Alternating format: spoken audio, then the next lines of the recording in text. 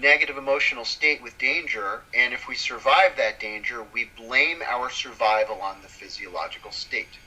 But this is like saying, I got into an accident when I was wearing blue socks, so I'm going to stop wearing blue socks. It's a correlation, and it doesn't prove causation at all.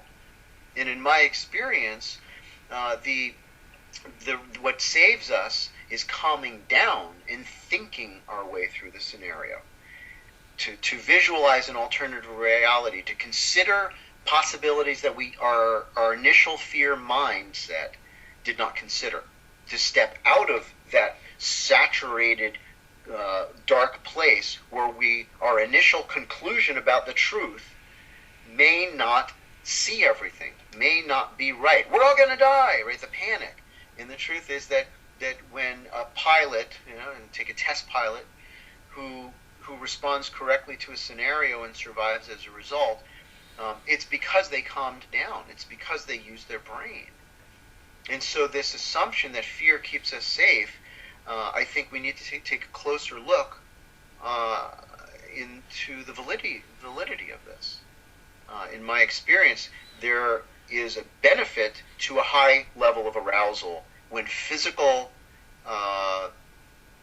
power is necessary to break through a door when you have to get out of a burning house, to pull a ripcord that doesn't want to go, using the physical power of the old brain structures, right, the reptilian brain, to kick in this adrenal response can be helpful, but at the same time, it's a very dangerous path to follow for very long, because it also shuts down the logical thought processes. It also shuts down the peripheral thought. In other words, I've drawn a conclusion, I've got this laser beam perspective that only says this is the truth, this is what I need to focus on, and yet as I do that, I remove certain brain functions. One is the ability to pop my head up out of this reality and decide once again, to reassess once again, is this true? Is my certainty actually correct?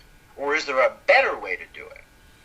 And the other aspect that dissolves when I get into this tremendous, powerful physiological response driven by fear and anger is I become very selfish.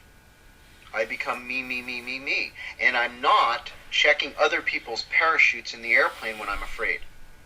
And I'm not considering the well-being of the child that I'm stepping on as I run in a riot. So humanity becomes less human when we become more animal-like. And so as we sort of reevaluate the validity of the benefits of fear, hot fear is what we're talking about here, we start to see that actually it's the cooling down of that fear that gets us through it in the first place. Now, it may point towards a danger, but to me, this is a softer version of fear. When I start to feel a contraction in the middle of my body, at the bottom of my rib cage, and some people call it the solar plexus, when I feel slightly sick, slightly undermotivated to jump off of a cliff with a parachute on my back, right? Or decide to go to the summit, right? When I feel, I don't know why, but something feels off. When I choose to listen to that subtle feeling and go the other way, I often survive as a result of that wisdom, that body wisdom. But that's a cooler version.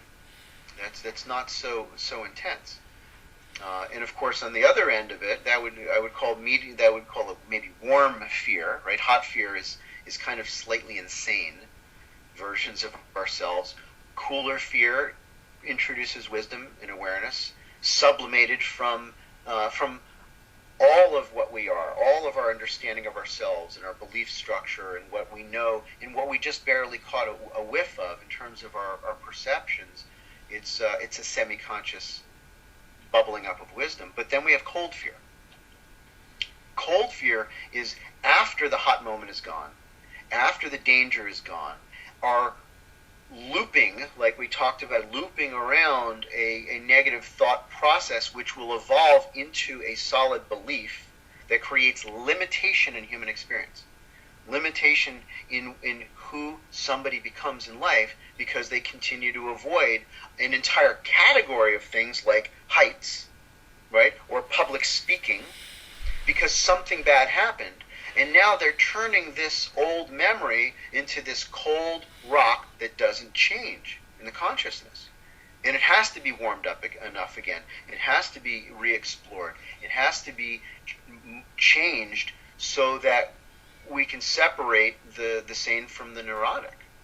The assumptions that are not true need to be rooted out and thrown away. And that's a dangerous and scary process. But it's part of being human. Yeah, so if you fell in that water, you'd be in big, big trouble. I just wanted to remind you of something really cool.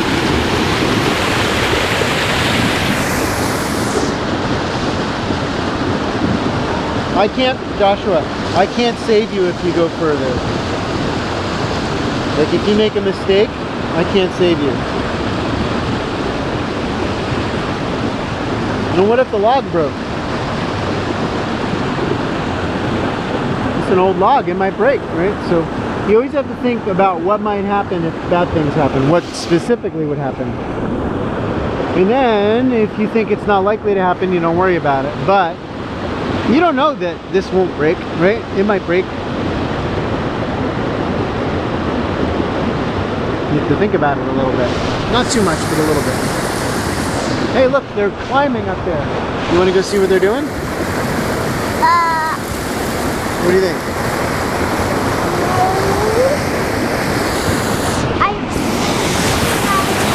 Yes, but I'm gonna get off the log. How are you going to get off this log, huh? Not forward, backward. That's how.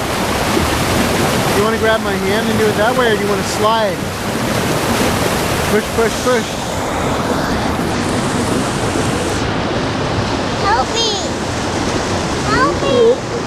Okay. Whoop, whoop, whoop, whoop. There you go. All right, now dismount.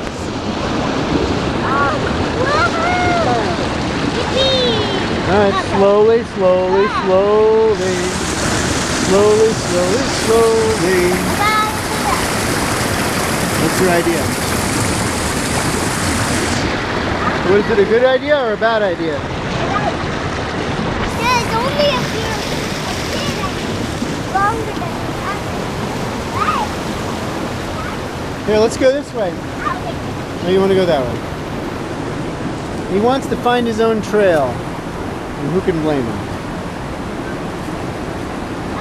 That's a hard one as a parent. You always say, well, here's the safer way, and you want to tell them to go that way. And the truth is, he will learn more from exploring the path that he wants to explore. That's a tricky business. But I think it's how we all learn. Fly so high, free as an angel. I can do anything. Free as an angel, and I can do